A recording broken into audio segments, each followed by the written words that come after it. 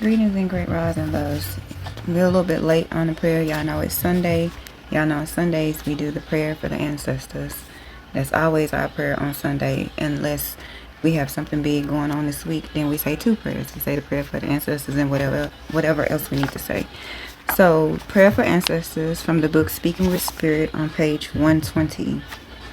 I give thanks and praises to my benevolent ancestors. I thank you for protecting me. I thank you for walking with me. I thank you for showing me the truth. I thank you for teaching me discernment. I thank you for keeping me alert. I thank you for reassuring me when I thought there was no way out.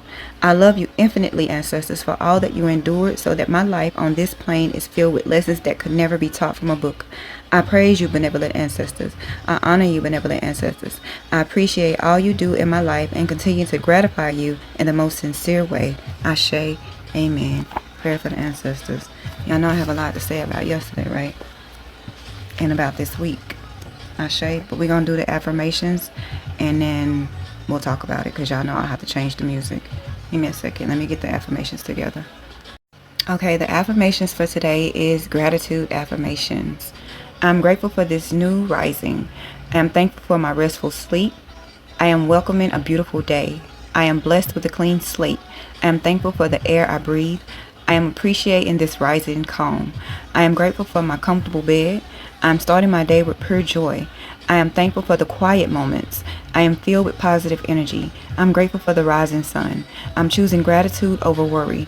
I'm thankful for my purpose today. I'm appreciating my amazing body. I'm grateful for my loving family. Ashe, Ashe, gratitude affirmations. Y'all do know that for a lot of people, this week is voting.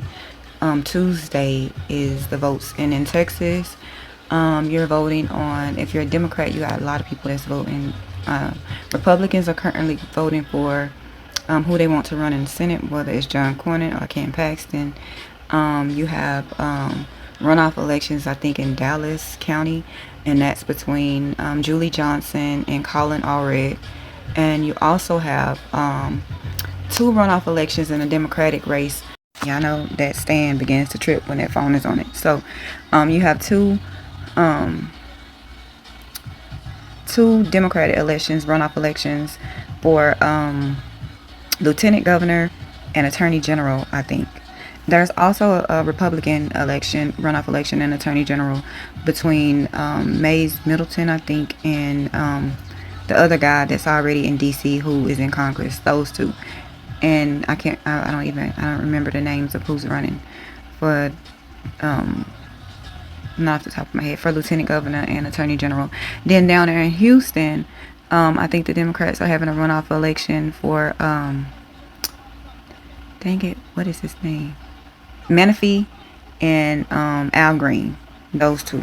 So it is elections Tuesday. So far the numbers are not great of turnouts. I don't understand why people don't get that these elections are just as important as the other elections, because they actually these are the people that control or that affect your everyday life. Like, yeah, president is a big election to vote in, but these are the ones that directly affect your neighborhoods. So you're supposed to be voting right now. Ashe, Ashe. I know that the current Democrats in office. Wait a minute, is Al Green? I'm gonna have to go check. I know a lot of them have been too complicit and too quiet. They don't fight back like the rest. Some of the other ones, it seems like it's a lot of the women who are doing a lot of fighting back in DC when it comes to what this administration is doing. And so yeah, so that's a lot of Democrats that need to have their seats gone to other Democrats, to people that are running against them, because we got some people that's scared to fight, and right now we need fighters. We need fighters in DC. Did y'all see what's happening with HUD? What's happening with the education, that wrestle lady, what is her, McMahon, what she's doing to education right now? She's gutting the education department. The other man is messing with the HUD program. He's now saying that disabled people can't, they're making it to where disabled people can't even have some of their service animals. Like, huh? Why do y'all even care? Why do y'all even care? So yeah, voting is really big right now and very important. And if y'all want to change some shit, voting this week and also voting in November is very important. Right now, I don't even think most places reached 100K voters when there's millions registered to vote in certain locations. At the very least, it should be 500,000. At the very least, it should be 500,000 people that done been voted. And right now, it's not even those numbers. Those are not the numbers.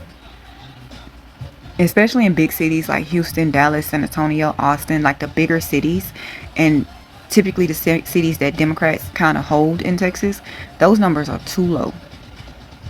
Now, I get it. Some people are just going to wait till November. But some of y'all have runoff elections, and y'all need to pick who y'all want to be running against that Republican in November.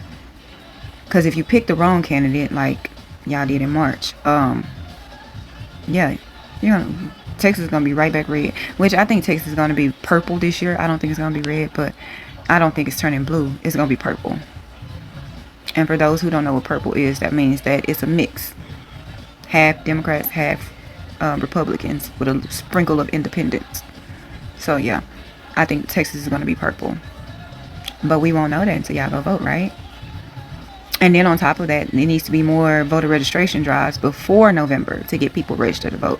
Also, there should even be people out there making posts and social media videos, especially if you got a big platform, about people who are eligible to vote, because not everybody even know that they're eligible to vote. Like in Texas, felons don't know that they're eligible to vote as long as they're not on papers.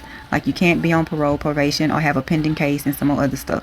But you're eligible to vote if you're a felon. And a lot of felons don't even know that. So getting the word out about who's eligible to vote. And you got to have American citizenship. Like, you got to be American. So teaching those people that they are eligible to vote, and teaching them how to go vote and stuff like that is very important. But on top of that, if I'm not mistaken, Dallas County alone has over 1 million registered voters, and they do not show up to the polls, especially in elections like this when they really should. In November, we need huge turnouts. Huge. Or we're going to be dealing with this. And if we deal with this all the way to 2028, America as you know it is not going to be what America is. So much of Project 2025 has already been implemented that people don't even understand that it is very important to vote. And not only is it important to vote right now, unfortunately, a lot of us don't want to, only because a lot of us are pissed off with the Democratic Party and have become independent voters. A lot of us don't want to have to go vote down the line Democrat, but we don't really have a choice if we want to actually help America. If we really want to get some stuff done. And the only way they won't be able to rig it is if people show out in mass numbers. That's the only way they won't be able to rig it. So yeah, that is very important. Something else that happened yesterday was their whole pew-pewing at the White House, right? One, they said the young man was known by Secret Service and he was mentally ill, and they knew this. He was supposed to be actually at a mental facility, but I'm guessing nobody kept track of him because clearly he wasn't. And so now he's gone. Nobody tried to take that man out. And y'all know what man I'm talking about. Ain't nobody. Here's the thing. Obama was the president for 8 years. We ain't hear about, like, was it some attempts at his life? Probably. But did he have that much shooting around him? No. Absolutely not. Ain't nobody trying to harm that man in the White House, because if somebody really was, they wouldn't miss. Let's just call a spade a spade. It's kind of like how they saying that somebody got arrested for wanting Ivanka Trump gone, or they had the blueprints to her Florida home or some shit like that. And I'm like, nah. That's BS. That's BS. The numbers are bad. And when I say the numbers, all the numbers, the job numbers, the job growth numbers, the food price high numbers, the gas price high numbers, all of those are bad. So yeah, they need distractions. And trust me, there are about to be more distractions, because I'm almost for sure if that Iran deal passes, it's either going to be the same deal that Obama gave them, or America is going to be giving up that much more, and they're going to need to distract from it. Point blank, period. And I don't even think it's about the Epstein files as to all the distractions, even though that's a big part of it. It's really about the numbers. The numbers are not there. And then on top of that, they need to distract people from what they're trying to do in November. So it's going to be a lot of distractions from here to November. And I need people to stay fucking focused. So I'm gonna leave y'all with that, because I'm almost for sure it's gonna be some more shit happen today, and I'm gonna get on here with some midday thoughts all over, because I didn't even, it was yesterday I even made a video because in the middle of me resting, I seen y'all coming for Jasmine Crockett. Jasmine Crockett ain't running, and not now race. Leave that woman alone. Come January, I think it's January, come January, she gonna be a regular citizen making her coins. Leave her alone. She ain't running for shit. I don't know, y'all worry about the wrong things. Y'all need to be worried about them, especially in Texas. Have y'all seen them commercials that they got against Tallarico already? I'm talking about they got Trump saying that the Democrats got a weird candidate, and then they got him saying all this. He did say some shit. Now, Tallarico did say some questionable stuff that would have his good Christian, air quotes, Christian people side-eyeing him. And that's what this administration want. They want the Christians to be like, wait a minute. He said that. That can't be our guy. They took its and bits and pieces and clips of what's happening. They didn't show full statements. He gave them enough to clip of him saying some stuff that'll rub a Christian person wrong. So yeah, y'all got bigger things to worry about. Jasmine Crockett should be one of them. Ashe.